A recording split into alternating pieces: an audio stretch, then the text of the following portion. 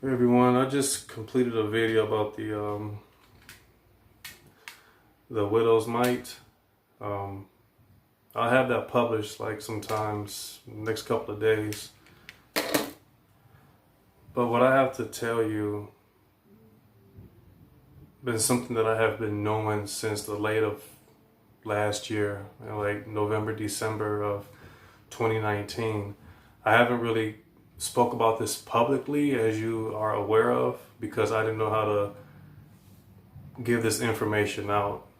About like a month ago or 2 months ago, I have told about like 3 or 4 people personally that I have known, and they were just so amazed at this information. But during the time of me receiving this revelation, I didn't know how to take it. It was kind of confusing to me, but I realized that it was actually God whispering certain things to me that I really need to take heed of. It was kind of like a symbolisms, kind of patterns and different things. I'm going to explain all that to you. But so towards the end of 2019, I will start getting these images or visions of Fast and the Furious 6 towards the end of the movie.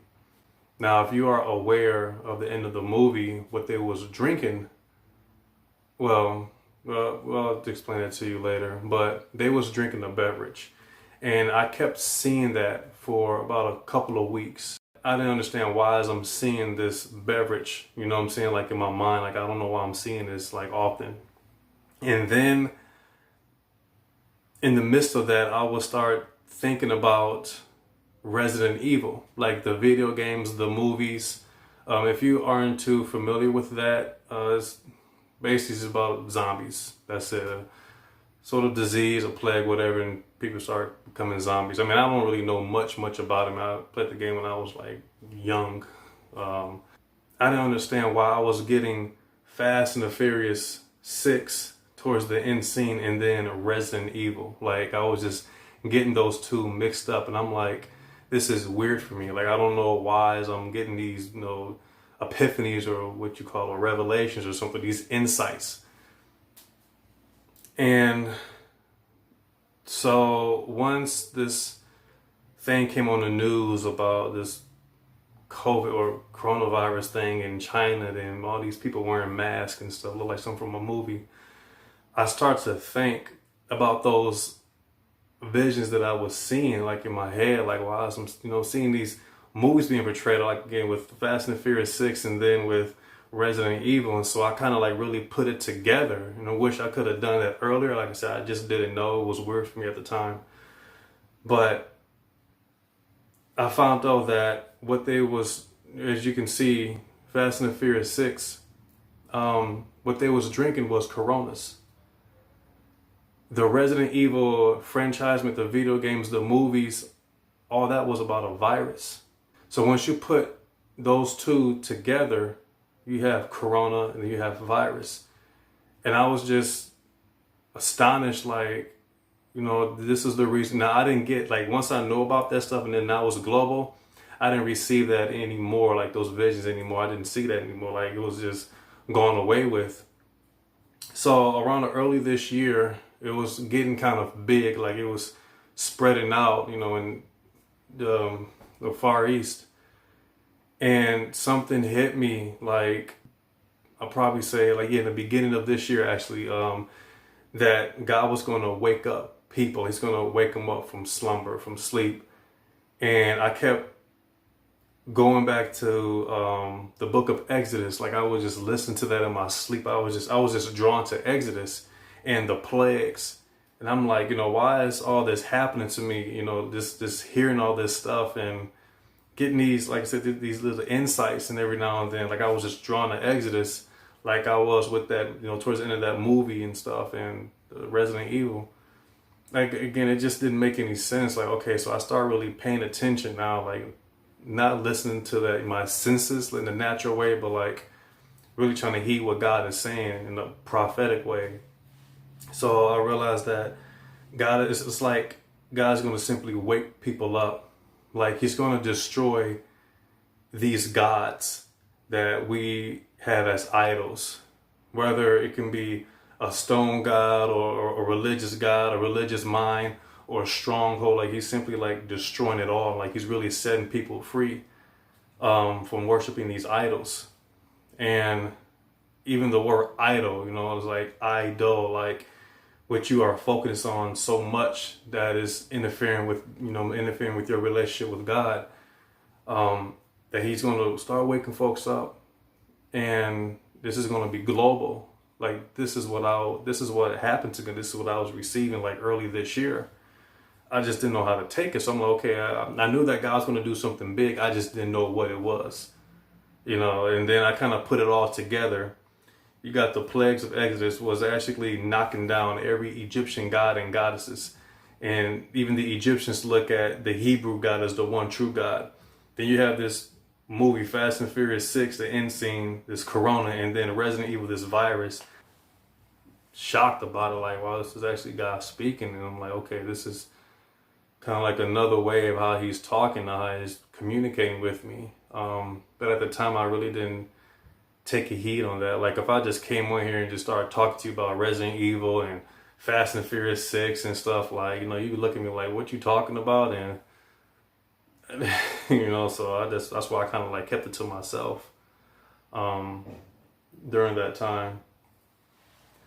But God is actually getting our attention, and I started thinking about King Hezekiah and Isaiah, the prophet Isaiah, that sometimes God will threaten you. Abraham and Abimelech. This was in Genesis chapter 20, verse 1 through 6. And Abraham and his wife, they moved from the land they was in into a place called Gerar. And the king of Gerar was Abimelech. And he seen how beautiful Sarah was. I mean, she was an elderly woman. And, so Abraham was actually afraid. This happened twice, actually, to Pharaoh and then to Abimelech. He would say, like, tell him you my sister. She was up in age and still looked good. But Abimelech actually wanted her as his wife. So God spoke to him in a dream. And the first thing God said to him was like, again, this was a bad threat, was like, you are as good as a dead man. Or in other words, you're about to die. Like, I'm going to kill you, because the woman that you took was another man's wife. And he's a prophet.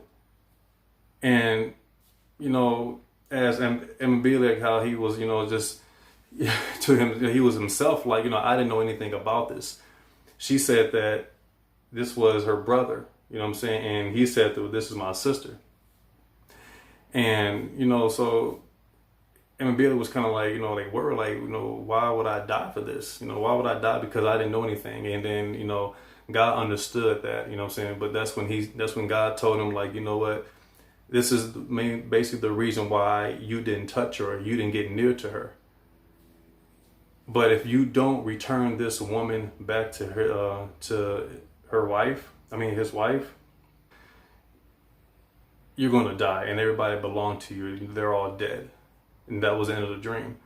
So immediately in the morning, he was like, here, this belongs to you. You know what I'm saying? But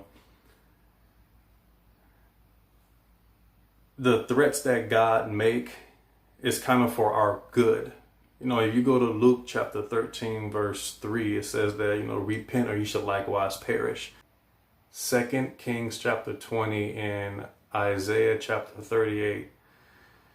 King Hezekiah was king of Israel. I believe he was the 13th king. And Prophet Isaiah came to him as he was on his bed and said that, get your house in order. You are about to die soon. Like, he was ill. And he walked away. He didn't even go to the temple. He didn't go to no synagogue. He didn't go to nobody. He stayed in that bed and he just turned towards the wall and he prayed. Like he was crying, praying at the same time. It says, God, just remember the good that I have done. Remember that I was devoted to you, that I walked in all your ways. You know, he didn't beg or ask anything. He was just telling God, like, you know, just remember me. Remember the things that I have done with you and for the people and as a righteous king. As soon as that happened, God simply spoke to Isaiah, told him to go back, to tell him I heard what he said, and I seen his tears. And he promised Hezekiah 4 things. That he was going to heal him, he was going to add 15 years to his life, that he was going to deliver him from deliver him from his enemies, which was the Assyrians, and he will also defend the city that he was in. You know, just by God saying those things, you know, through his prophets, it's like it kind of wakes you up. Especially that is like a threat, like you're about to die soon. What would you do? And when I think about these people that are infected, you know, it's like that can be it. That can be it for them.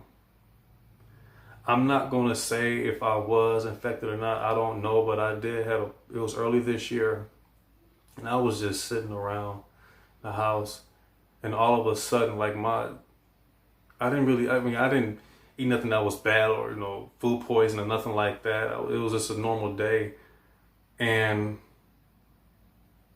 my temperature started rising. Like I was extremely hot, like I was actually sweating, and I didn't understand what was going on. You know, I'm like, you know, this is weird for me. Like all of a sudden, just started sweating. I was like my head was on flames. It was just hot, and my stomach was just bubbling. Like had to use the bathroom twice. I'm like, this is weird for me, and I couldn't even stand. So those are 3 bad signs for me. Like, you know, this is really weird for me. And the first thing I thought was like, I may have it. And again, I didn't know. I really didn't know what it was. I'm like, I don't feel too good. So I went and laid down, and I started thinking about not my goodness, but God's goodness, because I may have died that night. And I started to think, like, he's always been good to me. Like, there is no way that I can match up to what Jesus did. You know what I'm saying? Even he said, there is no one good but my Father in heaven. So there is nobody's perfect. Like, I don't earn salvation. You know, it's a gift that was given to me. And I was like, you know, if I die tonight, man, just forgive me. You know what I'm saying? Like, just forgive me. I'm not going to ask for more years. I'm not going to ask this. Like, if it's my night, just be with me in the after. Once I wake up my eyes to see you and be in your presence, you know, and not in a place of darkness. And I just went to sleep. I woke up completely fine. And that's when I started doing my work for YouTube. I started, you know, writing, reading, researching, and filming and stuff. And that was it. And sometimes when we hear these threats that's going on around the world, it's like a wake-up call. That God knows how to get your attention. You don't have no force field that God can't simply break down. Like he's God. You know what I'm saying? He doesn't work like a human being. You know, it's impossible. Like he is God. Like we are more fragile than we think.